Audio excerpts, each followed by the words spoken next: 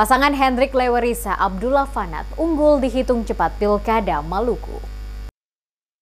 Hasil sementara Quick Count Pilkada Maluku 2024 menunjukkan pasangan calon gubernur dan wakil gubernur Hendrik Lewerisa Abdullah Fanat unggul signifikan.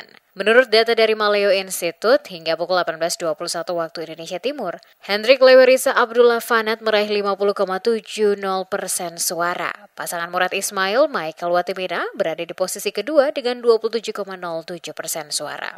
Disusul Jeffrey Apoli Rahawarin Abdul Mukti Keliobas yang memperoleh 22,24%.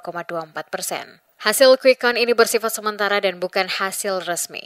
Komisi Pemilihan Umum atau KPU akan melakukan rekapitulasi suara secara manual mulai Rabu 27 November 2024 hingga Senin 16 Desember 2024.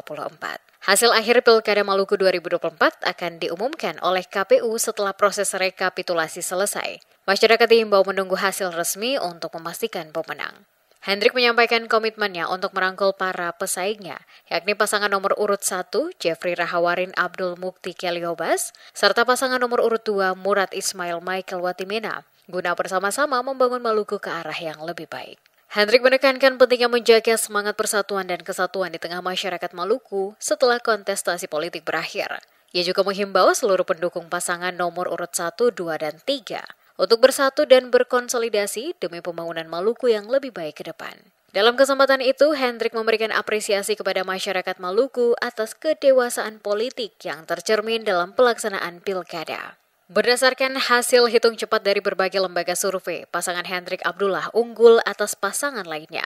Data dari Maleo Institute menunjukkan pasangan ini meraih 51,00% suara. Sementara itu pasangan Murad Ismail Michael Watimena memperoleh 26,78% dan pasangan Jeffrey Rahawarin Abdul Mukti Keliobas meraih 22,21%.